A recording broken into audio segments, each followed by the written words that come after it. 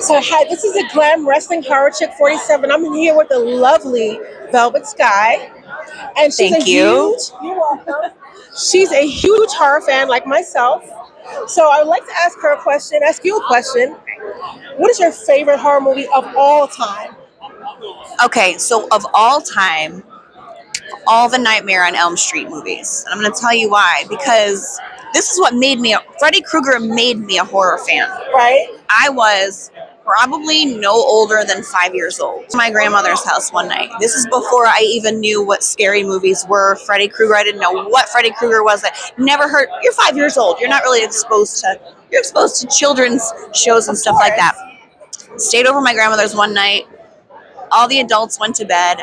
I snuck out of my room because I wasn't tired, snuck back into the living room, turned on the TV, was flipping through. I remember this like it was yesterday too. Wow. I'm flipping through, and A Nightmare on Elm Street is on the TV, and I don't know what it is, but I see like Freddy Krueger, and I'm like, ooh, that man's really scary. Like, what is this?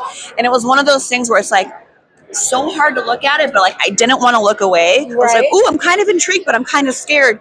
So I kept watching. And while I was watching, I was so scared up and turned every light in the living room on. And I was Wow. I gotta go to bed. But like Freddy Krueger was my first like real scare, like as a kid. So he's like the only person in the world, celebrity-wise, I've ever wanted to meet, and I miss him at every convention that like he works, and then I'm not there, and then I'm not there. American Horror Fest, they always have horror movie characters. They always have the actors there. I just want to meet Robert Englund, aka Freddy Krueger, and say thank you for scaring the shit out of me as a kid. Because of him, I am a horror fan, and so the Nightmare on Elm Street, all of the Nightmare on Elm Streets are my favorite. But modern day, I would say Insidious. Really? I had you pegged all wrong. I really thought it was Scream. I really thought it was Scream. Scream's good, but like I like it, but it's funny. Right. It's more funny, like funny scary. Like I like the shit scared out of me. Me too. And like it's just like Insidious. It's really eerie, and it's like to this day it scares the shit out of me. All the Insidious movies. I've never actually seen Insidious. You have to see Insidious. No, watch. There's like 12 of them. Wow. But the good thing about they're not really 12, but there's a lot.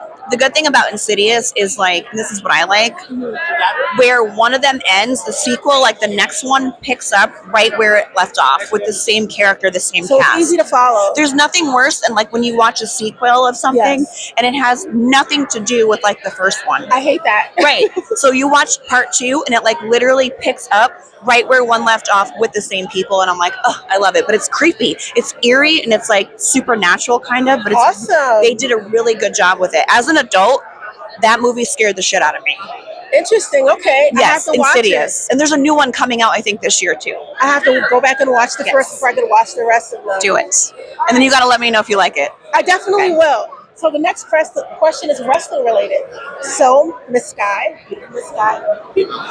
what is your favorite wrestling match of all time that you've had in your whole entire career? Oh my gosh, my whole entire career. Yes, your whole entire That's career. a long time. So, okay, I always like to have fun in the ring and in my matches, obviously. Beautiful people persona. You guys remember our antics, the over-the-top ridiculousness that Angelina Love and I would like bring to the ring every week.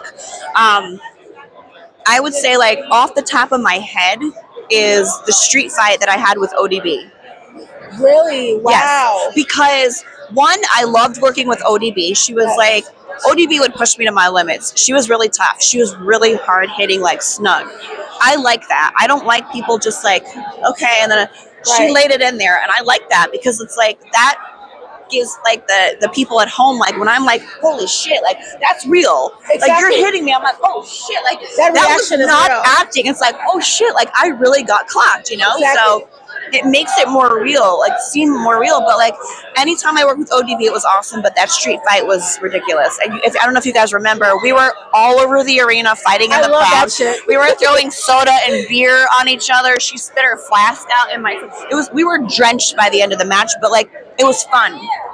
And ODB's going into the Hall of Fame, the TNA Hall of Fame this year, 2026 at Bound for Glory. So that's amazing. Full circle. As he knows, I'm a huge fan of street fights and wrestling. But I always loved working with like Sarita too, because Sarita was like Sarah Stock, Sarita. Oh, okay. Yeah, from TNA. Gotcha.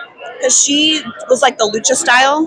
Yes. And I'm not trained or versed in lucha wrestling at all. Okay. But like when I had matches with her, she would train me to like be able to like hang with her in the ring. Wow. And I learned a couple different moves, like lucha moves, and I'm like, this is kind of cool. I like it. So I was able to hang with Sarita in the ring. So love That's that. Yeah. awesome. That's amazing. Thank you so much, Velvet Thank you. Sky. Check out Insidious. Check it out.